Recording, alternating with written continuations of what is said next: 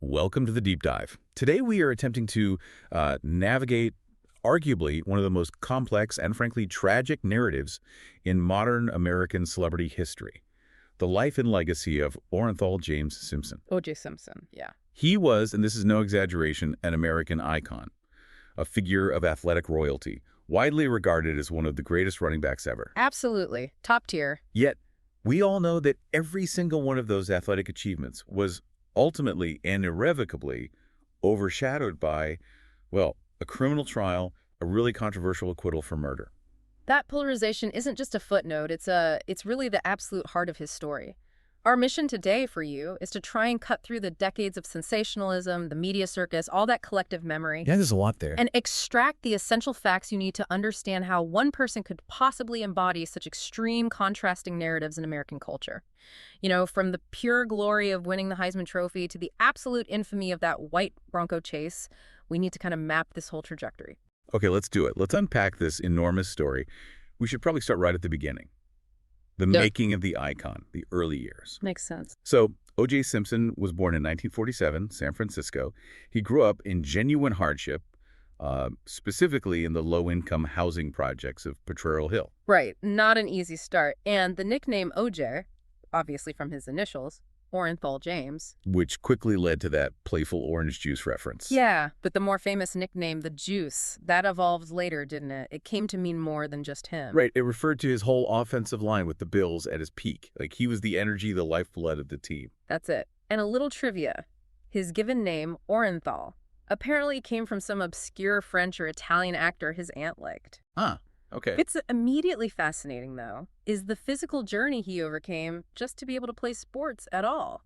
As a really young child, he developed rickets. Rickets, yeah. Serious vitamin D deficiency. Exactly. And he wore these heavy leg braces until he was 5 years old. This struggle, it's widely believed, actually contributed to his characteristic bow-legged stance later in life. Which makes his explosive speed, his agility, all those record-setting achievements seem almost unbelievable, doesn't it? Totally. He literally defied his physical beginnings. It's quite something. And, you know, he came pretty close to a completely different life path in his teens, a much darker one. How so? Well, he joined a street gang, the Persian Warriors. Got arrested 3 times for minor stuff.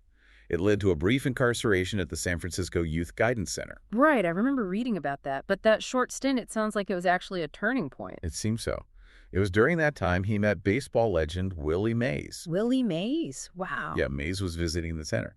And Simpson himself later credited that conversation. Mays basically encouraging him to turn things around, focus on sports, he said, that gave him the push he needed to reform and channel his energy. Incredible, a chance encounter like that. But those teenage troubles, they did have consequences. His high school grades were, well, mediocre. So, not good enough for a big university right away. Exactly. He had to attend the City College of San Francisco first, from 65 to 66. But there, he just immediately proved his athletic talent, named a junior college All-American running back. Okay, so that was a necessary stepping stone. That was the essential launch pad he needed. It allowed him to finally transfer to the University of Southern California, USC, in 1967. And that's where things really took off. USC. This is where he goes from just a promising athlete to a genuine nationwide phenomenon. The program, the visibility, it all just exploded. He played running back for the Trojans, obviously, and he led the entire nation in rushing, both years he was there. 1967, over 1,500 yards, then 1968, almost 1,900 yards, just dominant. His college career, you could almost boil it down to one single moment that really defined that USC-UCLA rivalry. They still call it the biggest play of that era. The 64-yard run against UCLA in 67. It's one. Pivotal. And that run, it wasn't just, you know, a great play in isolation. It secured a nail-biting 21-20 win in this incredibly crucial game. Which clinched the national title for USC that year. Exactly.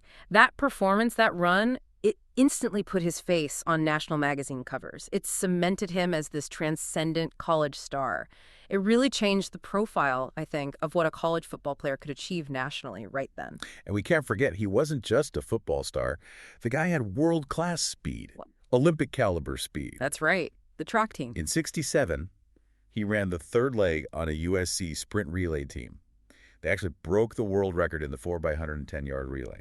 38.6 seconds. Wow. So that raw, explosive speed we saw on the football field, it was absolutely real, quantifiable. No doubt it was a huge part of what made him seem so unstoppable. And then 1968, that was his absolute pinnacle year in college, the year he just swept all the major awards. Heisman Trophy, Maxwell Award, Walter Camp Award, all of them.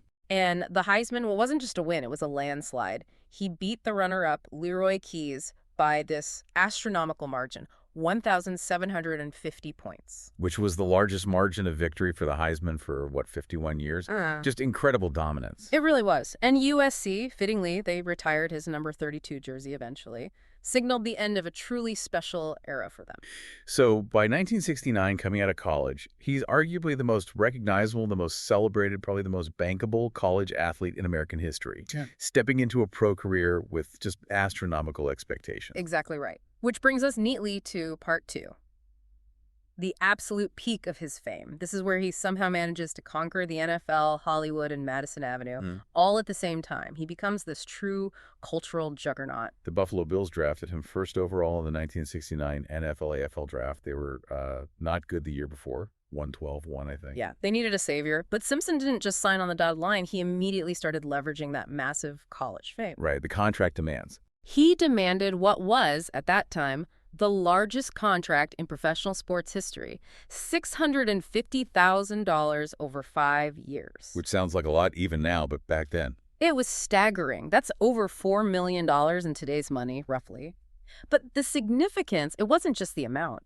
He actually threatened to skip pro football altogether and become a full-time actor. Seriously, he played that card. He did.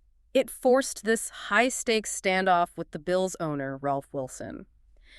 When Wilson finally agreed to pay, it fundamentally changed the game. It showed how elite college stars could leverage their value against the pro leagues, set a huge precedent.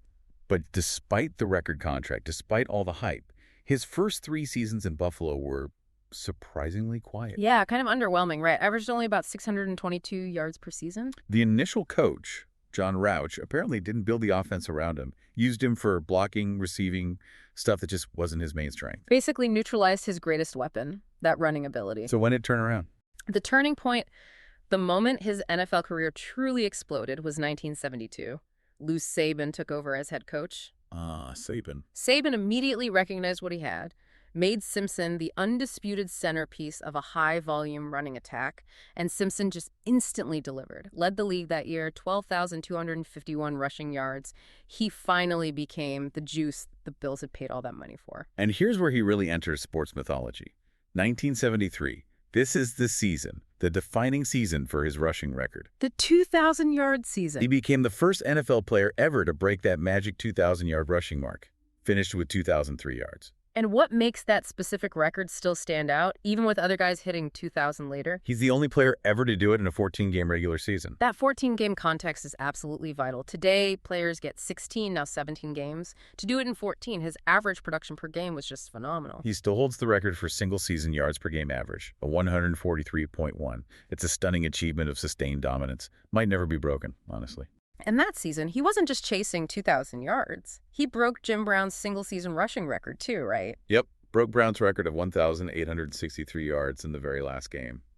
A heroic effort against the New York Jets. In the snow, I believe. Just unbelievable. And deservedly, he was named the NFL Most Valuable Player and Offensive Player of the Year for 1973. And he kept that up, didn't he? He maintained that dominance for a while. Oh, yeah. He led the league in rushing 4 times total in the 70s, 72, 73, 75, and 76. He even had his career-best single game on Thanksgiving 1976 against the Lions, rushed for 273 yards. Wow. Did they win? Ironically, no. The Bills still lost that game. Sums up some of his Bills' tenure, maybe? Right. Then injuries started creeping in. Yeah, a knee injury hit him hard in 77. He was traded to his hometown team, the San Francisco 49ers, in 78. Played 2 final seasons there, battling knee problems, and retired in 1979. So looking back at the stats, what did that unparalleled career add up to? When he retired, he was second on the NFL's all-time rushing list, 11,236 career yards. Huge numbers. And the honors followed. Pro Football Hall of Fame in 1985. First year of eligibility. Naturally. And much later, named to the NFL 100th anniversary all-time team in 2019. Purely based on the athletic resume, it's absolutely top shelf, one of the greats. But maybe the most enduring part of his career during that peak fame era wasn't just the football. It was his incredible ability to transition that sports fame into this broader cultural force through acting and, maybe even more importantly, those corporate endorsements. Absolutely. That crossover appeal was unique. He was actually laying the groundwork for acting even before his NFL career really took off. He appeared in an episode of Medical Center back when he was still negotiating that big Bills contract. Smart move. Always thinking ahead, it seems. And this is where we really need to pause and think about the racial context of the 1970s. It was different then. Very different. Sports writer Ralph Wiley pointed out how Simpson successfully cultivated this image that just resonated across demographics. He was seen as a kind of unifying symbol, maybe one of the first black athletes to become a genuinely mainstream, quote, lovable media superstar, as People magazine put it in '75. And he seemed conscious of that image, right? He avoided certain types of roles. Yeah, he purposefully stayed away from, say, blaxploitation films. He sought roles that gave him mainstream credibility. He even said he wanted to, quote, tear down that picture of O.J. Simpson, the clean-cut athlete, to get believability as an actor. And the absolute biggest amplifier of that mainstream image, the thing everyone remembers, was the Hertz campaign. Oh, the Hertz ads, iconic. Started in 1975. Think about the significance back then. Yeah. He became the first black man hired for a major corporate national advertising campaign. For a company like Hertz, kind of conservative, trying to beat Avis, that was groundbreaking and probably a bit risky for them at the time. But it paid off massively. The campaign was this huge commercial success, him running through airports that "Go, OJ, go" slogan. It directly connected his athletic speed and charm to the rental car company's efficiency. And the numbers back it up. Oh, yeah. Hertz's annual profit jumped 50% in the first year alone. Brand awareness shot up over 40%. The CEO of Hertz actually negotiated his contract personally because Simpson was just that vital to their bottom line. He leveraged that fame into movies, too. The Towering Inferno, the big miniseries Roots. Important roles. But for a lot of people watching today, maybe the image that sticks is the comedic one. Detective Nordberg. Yeah. The goofy, constantly injured guy in the Naked Gun trilogy. Right, which really emphasized his charm, his comedic timing. He was genuinely funny in those. And here's the piece of trivia that is just impossible to ignore now, given everything. The irony is staggering. You mean the Terminator? Yeah. He was actually considered by James Cameron to play the Terminator. Yeah. The killer cyborg. In 1984. But the producers rejected the idea. Why? They decided he was, quote, too nice to be convincingly seen as a killer. Wow. Wow. That decision, based entirely on his universally appealing public persona at the time, it speaks volumes about how successful he was in crafting that image. He also transitioned smoothly into broadcasting after playing. Worked as an NFL analyst for NBC for a few years. And then moved to ABC's Monday Night Football in '83. Became the first black announcer on their top NFL broadcast team. Another barrier broken. So by the early 90s, say 1992, he seemed set for life. Reports said he had like $10 million in assets, over $1 million a year in income. Half of that's still coming from that Hertz deal. He was seemingly untouchable. That image, the Hertz man, the Hall of Famer, the affable broadcaster, it seemed absolutely bulletproof. But it was ultimately a veneer, and tragically the cracks, they began to show. Profoundly. In his domestic life. Which takes us inevitably to part 3. The domestic conflict, the horrific murders, and that surreal high-speed drama of the Bronco chase. The events that just shattered the icon and redefined celebrity scandal forever. Simpson's first marriage was to Marguerite Whitley from 1967 to 1979. They had 3 kids. But there was tragedy there too, wasn't there? Yes, sadly. Their youngest daughter, Erin, drowned in the family pool in 1979. Just awful. Now, regarding domestic violence in that first marriage, accounts conflict. Marguerite later denied making police reports in a '95 interview. Okay. But the narrative really shifts with his second marriage to Nicole Brown. He met Nicole in 1977. She was a waitress at a nightclub called the Daisy. They got married in 1985, had 2 children, Sydney and Justin. But this relationship, it was incredibly tumultuous from early on, and the history of abuse started to become this terrifying and eventually very public pattern almost right after they married. By the end of 1989, records showed Nicole claimed police had already visited their home 8 times for domestic violence calls. 8 times, and apparently none of those resulted in any real lasting help or protection for her. The most infamous incident, the one that really made headlines even then, was New Year's Eve 1989. Police responded to a 911 call. They found Nicole outside the house, badly beaten and half-naked, trying to hide in the bushes. Just horrific. The police report said Simpson had punched her, slapped her, kicked her. It was Brutal. And what came of that? Legally? Simpson eventually pleaded nolo contenderia, no contest to spousal abuse. So not admitting guilt, but accepting punishment. Exactly. It keeps the record a bit cleaner. He got probation for 2 years, 120 hours of community service, and a fine, which, looking back, seems like an incredibly light penalty for such a violent attack. And sadly, despite that conviction, the cycle didn't stop. Nicole filed for divorce in 1992, cited irreconcilable differences. But they tried to reconcile briefly in 1993, didn't they? They did, but it was short-lived. The violence apparently resumed. She called the police again that October after he allegedly got violent when he found a photo of a man she dated while they were separated. It just kept happening. Prosecutors later, during the trial preparations, tallied a shocking 62 documented incidents of abusive behavior by Simpson towards Brown over the years. 62. And friends testified he'd threatened her life. Yeah, multiple friends said Simpson had repeatedly threatened to kill her if he ever caught her with another man. This history, it's just absolutely crucial context for what happened next. And the shocking news coverage of all this, it did eventually have a broader impact, right? Beyond just their family. It did. It really pushed California and then the whole nation to start enforcing its domestic violence laws more effectively. Laws that were already on the books since '86 but weren't always applied strongly. Which brings us to the absolute pivot point. Shortly after midnight, June 13th, 1994, Nicole Brown and her friend Ron Goldman were found stabbed to death, brutally, in the courtyard outside her condo in Brentwood. And Ron Goldman, he was just there by chance, essentially. Returning a pair of glasses Nicole's mother had left at a restaurant earlier that day. Just tragically wrong place, wrong time. Almost immediately, O.J. Simpson became the primary, really the only, person of interest. The focus was entirely on him. The drama then escalated incredibly quickly.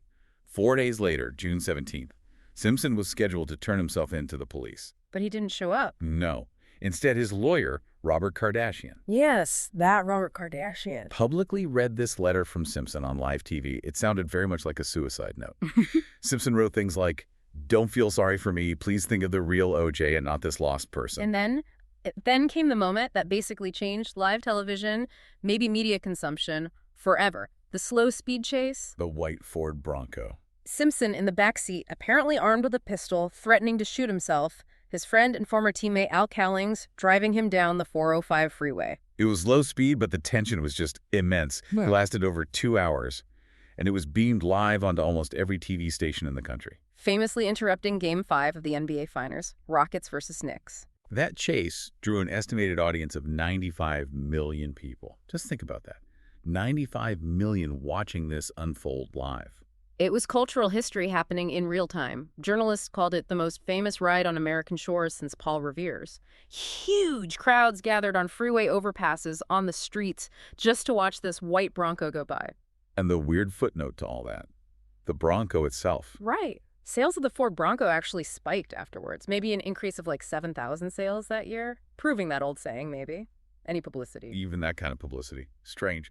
But more importantly, on a serious note, domestic violence advocates really leveraged the intense spotlight on Nicole Brown's death. That tragedy became instrumental, really, in pushing Congress to prioritize passing the Violence Against Women Act. That happened in September 1994. And that act created the National Domestic Violence Hotline, which is still vital today. So the media frenzy was overwhelming, but it did force this desperately needed national conversation about domestic abuse. And that intense media focus, it didn't stop with the chase. It just transitioned immediately into what everyone started calling the trial of the century, which takes us straight into part 4. This trial, it was an 8-month saga, January to October 1995, held downtown L.A. at the Claire Shortridge Foltz Criminal Justice Center. Yeah. It was just this incredible spectacle of legal strategy, celebrity culture, and maybe most critically, race. The scale was just massive. Simpson, represented by the so-called Dream Team, a roster of legal superstars. Yep. Johnny Cochran, Robert Shapiro, F. Lee Bailey, Alan Dershowitz, Robert Kardashian. Powerhouse lineup. Absolutely. Against the prosecution, led by Marcia Clark and Christopher Darden, Judge Lance Ito presiding. The trial itself became the longest criminal trial in California history up to that point. And the jury, sequestered for a record 266 days. Imagine that. 266 days cut off from the world deciding this case. The pressure must have been immense. Unimaginable. Now, the prosecution, they relied heavily on DNA and forensic evidence. Remember, DNA in major trials was still relatively new back then. So what did they present? They had evidence of the victim's blood found inside Simpson's Bronco. Nicole's blood found on a pair of his socks found in his bedroom. Fiber evidence matching Brown and Goldman found on a black leather glove recovered at Simpson's Rockingham estate. Scientifically, it looked pretty damning. Look overwhelming on the surface. But the defense, the dream team, they immediately started chipping away, finding cracks. Not just in the evidence itself, but crucially in how the LAPD handled that evidence. Okay, how do they do that? They argued photos were lost or mislabeled, that DNA samples were collected improperly, stored poorly, suggesting a serious possibility of contamination or even tampering. The narrative began to shift focus from Simpson himself to the competence or incompetence of the police department. The Dream Team was clearly masterful at planting that seed of doubt. And the absolute centerpiece of their argument, the moment that probably everyone remembers, the moment that might have won the case, Right. was the glove. The glove controversy? Yeah. One bloody glove found at the crime scene, its match found behind Simpson's house by Detective Mark Furman. And the defense demanded Simpson try on that glove found at his home right there in the courtroom. They did, and famously, dramatically, the glove just didn't appear to fit. He struggled to get it on over his hand, especially with a latex glove underneath, which the prosecution insisted he wear. That visual was incredibly powerful for the jury, wasn't it? Absolutely devastating for the prosecution. They tried to recover, arguing the glove had shrunk from being soaked in blood, then frozen and thawed multiple times for testing.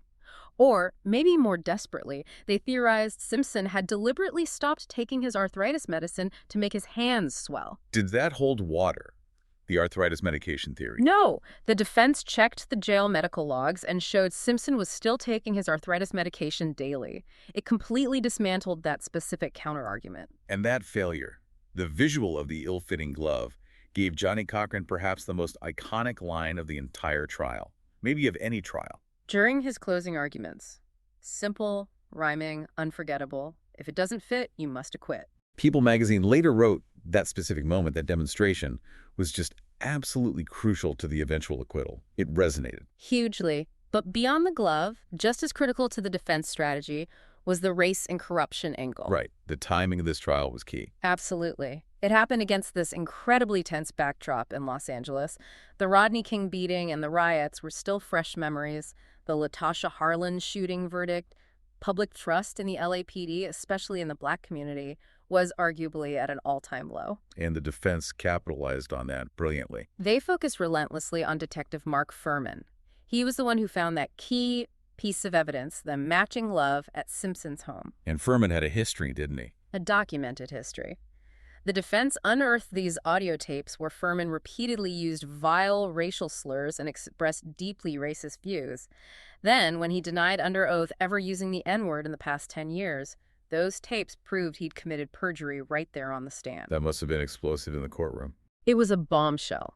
This confirmation of blatant racism and perjury from a key detective, combined with the fact that Furman had climbed over the wall and entered Simpson's property without a search warrant initially, it allowed the defense to pivot the entire narrative. So it wasn't just about O.J. anymore. Exactly. It became, can you trust anything presented by the LAPD? Can you trust evidence collected by this detective? It shifted from questioning the specific evidence to questioning the fundamental integrity of the entire investigation, the whole institution. So was the trial always destined to be less about guilt or innocence and more about who could tell the more convincing story about the LAPD, given the resources Simpson had? That's a very strong argument. For many people, particularly in the Black community, Furman's proven lies just confirmed their worst fears. That Simpson was being framed, or at least railroaded, by a corrupt system they had experienced for generations.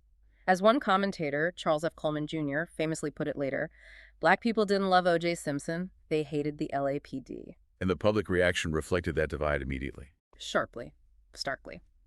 Along racial lines, polls showed most African Americans felt justice was served, or at least that the prosecution hadn't proved its case beyond a reasonable doubt, given the police misconduct. Meanwhile, most white Americans and Latinos were outraged, believing he'd gotten away with murder. The New York Times even noted that ultimately the defense presented an overwhelming case, not necessarily for innocence, but with many grounds for reasonable doubt. Grounds they had very skillfully manufactured through Furman and the glove. And the jury agreed.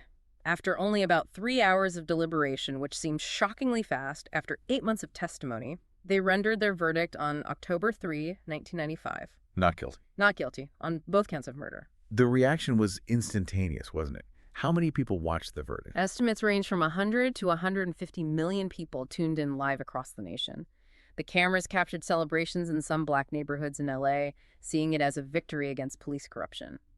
Elsewhere, widespread shock and disbelief. It just laid bare that racial chasm the case had exposed and arguably widened. So, legally, in the criminal sense, he was a free man. But that wasn't the end of the legal battles, was it? Which brings us to part 5, the aftermath, the financial repercussions, and his final legal struggles. Not the end at all. In 1997, the families of Ron Goldman and Nicole Brown Simpson brought a civil lawsuit against him for wrongful death. Rufo versus Simpson.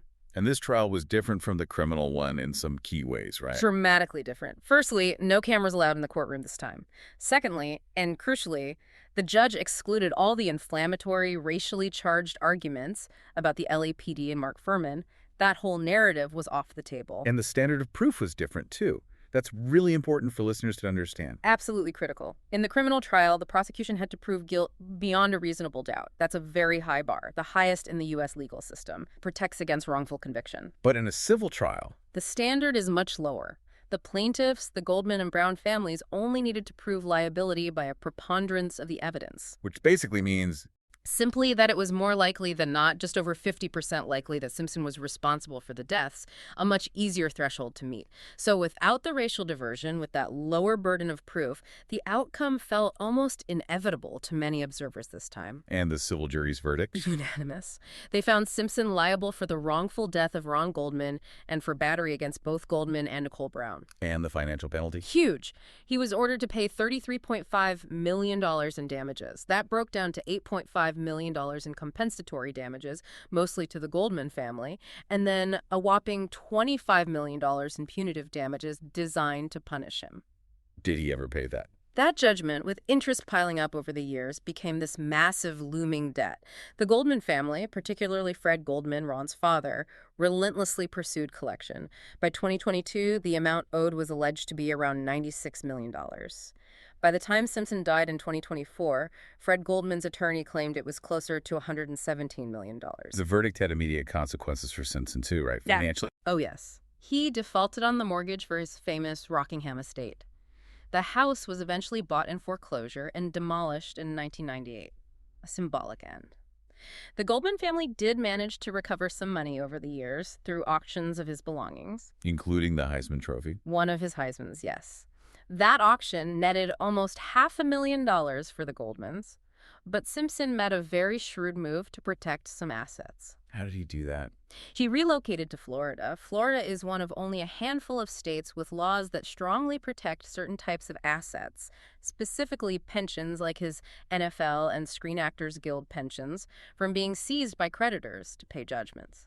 So that multi-million-dollar civil judgment couldn't touch his pensions. Correct. Those pensions became his primary source of income, shielded from the Goldman and Brown families.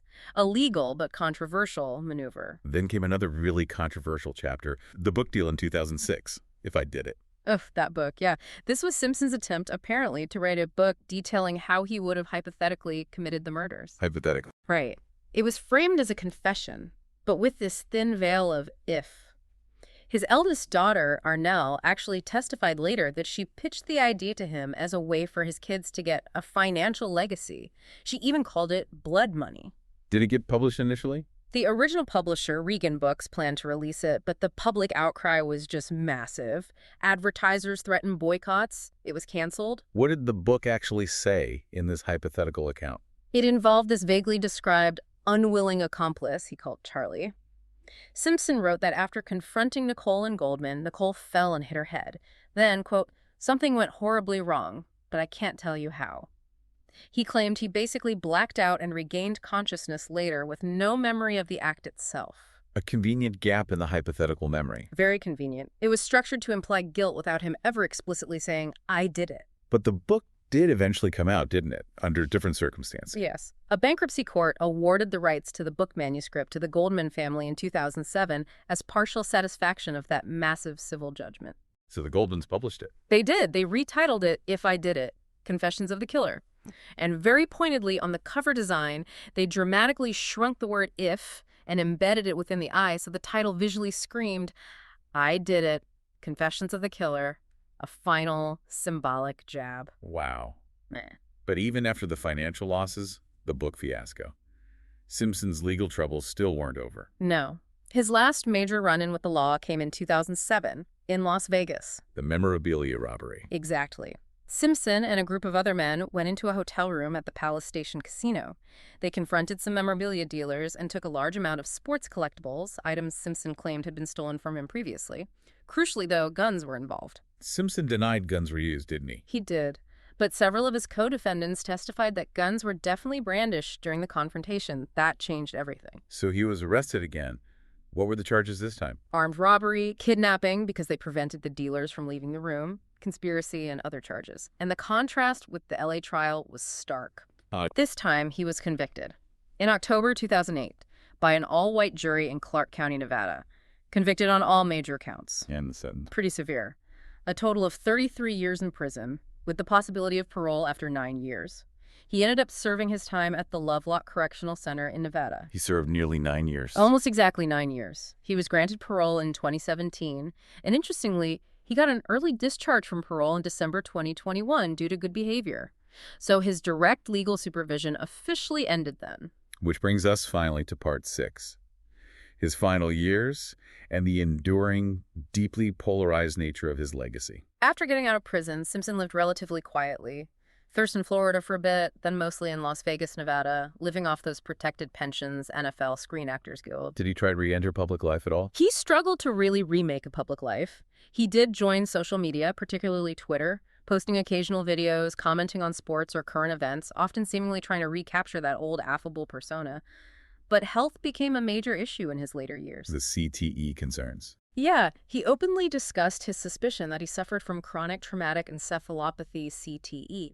That degenerative brain disease we now know is tragically common in football players due to repeated head trauma. And his lawyers had tried to use that idea before, right? Yeah, his lawyer had actually argued during an appeal attempt for the Vegas conviction that potential brain damage from his football career might explain some of his later impulsive actions and poor judgment. It reflects our growing and frankly disturbing understanding of the long-term physical toll of the game. And then came the cancer diagnosis. He was diagnosed with cancer in 2023. Later reports specified it was prostate cancer. He died on April 10, 2024, in Las Vegas. He was 76 years old. The reaction to his death, it seemed to perfectly encapsulate that split legacy, didn't it? Absolutely. You saw the NFL itself, the Buffalo Bills, USC, the very institutions that had celebrated his athletic greatness, they essentially remained silent. No official condolences, no tributes published. A deafening silence in a way. It really was. Contrast that with the entities that govern his specific achievements. The Pro Football Hall of Fame did issue a news release acknowledging his passing and lowered its flag to half-staff. They focused on his place in football history. The Heisman Trophy Trust also offered condolences. So a clear division, even in institutional memory. Athletics acknowledged, the rest complex. That dichotomy is perhaps the most honest reflection of how history is grappling with his name. You can't erase the records, but you can't ignore the rest. And the Goldman family, their reaction. Fred Goldman released a very powerful, very definitive statement. He said that with Simpson's death, the hope for true accountability has ended. But he affirmed that their decades-long mission wasn't just about Simpson. It was about advocating for all victims and pursuing justice, and that would continue. Even in death, that financial shadow was still there, wasn't it? The civil judgment. Oh, yes. Simpson's estate executor immediately announced plans to liquidate whatever assets existed. There were outstanding debts to the IRS, the California Tax Board, and of course, most prominently, that massive civil judgment. Fred Goldman was still relentlessly seeking enforcement of that figure, now claimed to be around $117 million.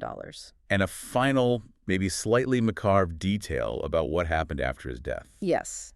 Simpson was cremated, and according to his estate lawyer, his ashes were given to his 4 surviving children, reportedly made into jewelry for them. And in pop culture, his legacy seems destined to be marked by the jokes, too. Absolutely. Comedians like Norm Macdonald famously and controversially at the time on SNL's Weekend Update relentlessly mocked his acquittal.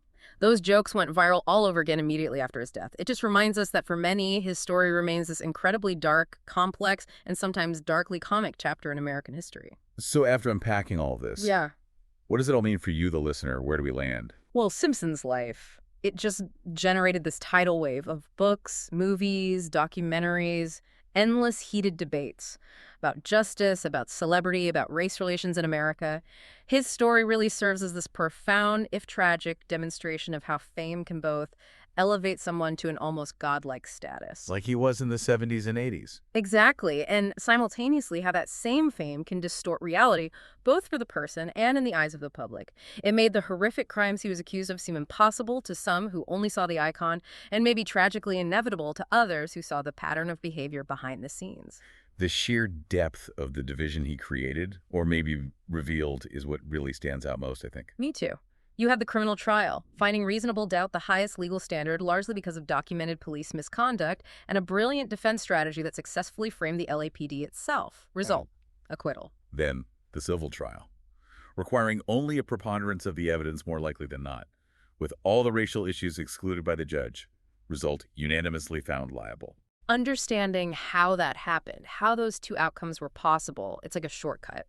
Not just to understanding a celebrity scandal, but to grasping this foundational moment in recent American history when all our contradictions about race, about the power of celebrity, about the perceived integrity of law enforcement were just laid absolutely bare for the world to see. So, the ultimate synthesis of this deep dive, the final provocative thought we want to leave you with, is this.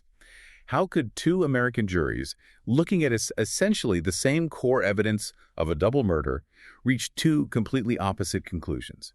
Not guilty in the criminal court, liable in the civil court. What does that stark contrast reveal about the deep, perhaps enduring fissures within the U.S. justice system and within American society itself? Thinking about that question, about why those two outcomes could coexist, that's not just about O.J. Simpson anymore. It's about understanding America. That critical question, I think, ensures this knowledge, this whole complex story, will remain essential for generations to come. Food for thought indeed. Thank you for joining us for this deep dive.